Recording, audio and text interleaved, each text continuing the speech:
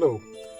With me today I have Archbishop Kevin McDonald, who is the retired Archbishop of Southwark, and he is the Roman Catholic Bishop's spokesman on relations with other religions. First of all, Kevin, you're very welcome to the University of Nottingham. Thank you. Many people, when they think of religions, think immediately of clashes between religions. And indeed, when they think of the relationship of Christianity with other religions, they think of things like the Crusades, or indeed, when they think of within Christianity, they only think of the discord. But there is a crucial document of the Roman Catholic Church, Nostra Aetate, which, as it were, sets out a new way of looking at relationships between Christianity and other religions. But it's not very well known, and so, as a starting point, could you tell us about Nostra Aetate? Yes, Nostra Aetate is a teaching document of the Catholic Church, specifically a teaching document of the Second Vatican Council. And it does what you've said.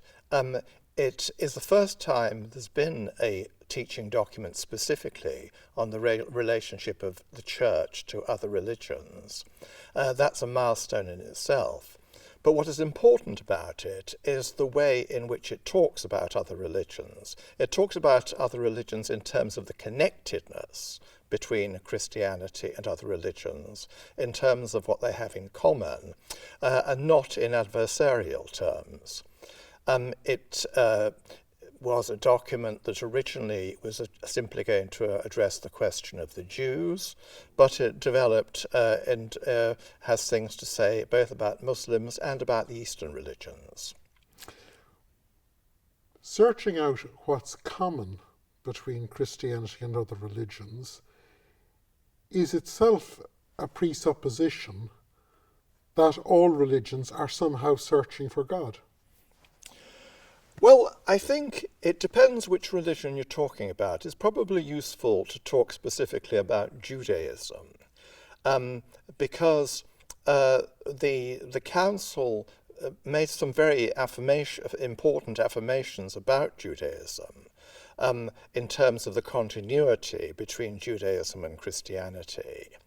It spoke about the spiritual bond between Christianity and Judaism.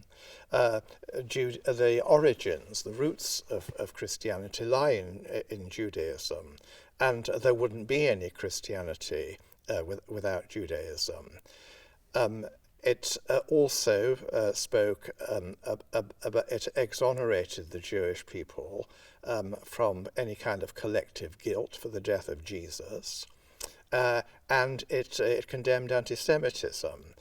And I think what you're asking about there is the commonality of faith, and there is, certainly with the Jews, what we have in common is faith in the one God. So I think one can quite properly assume that, because we believe that the covenant God made with the Jewish people has now been opened up toward humanity in Jesus Christ.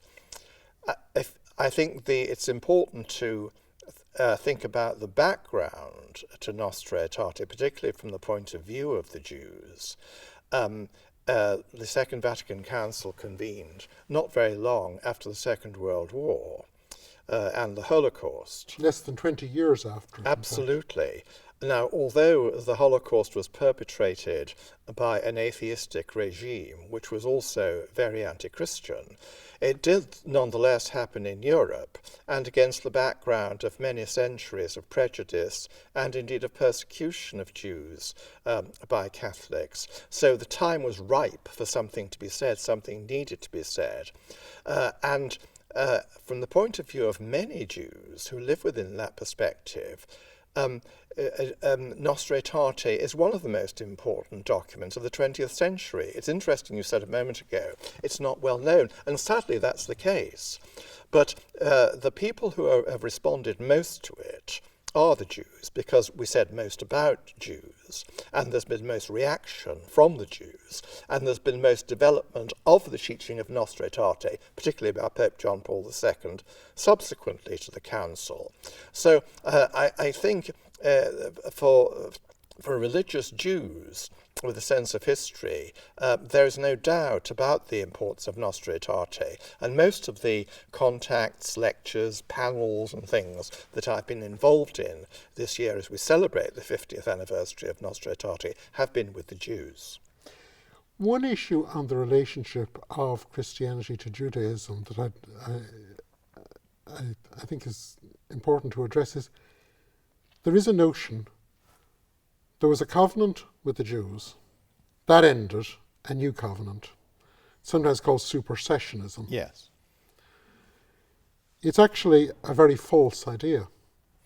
Well, I think that that has been clarified. In 1980, Pope John Paul II made a very important speech in Mainz in Germany to the Jewish community, in which he said that they spoke about the covenant with the Jewish people and used the word never revoked.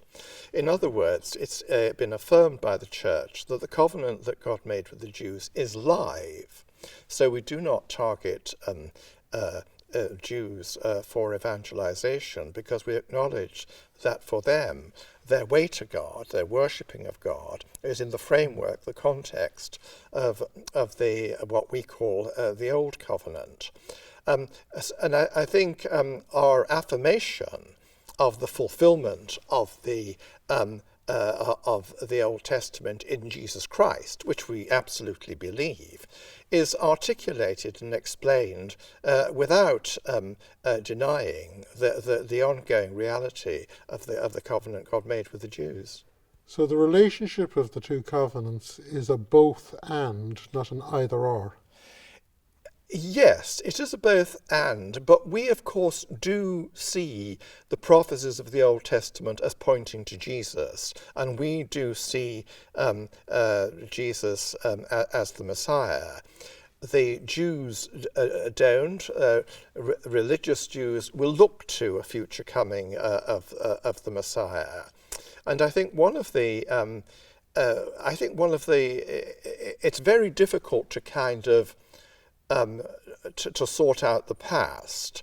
But one of the things that Nostra Aetate says, it quotes the prophet Zephaniah, saying that they look forward to a time beyond the paradigms of the present time, when we will all stand shoulder to shoulder and worship God together.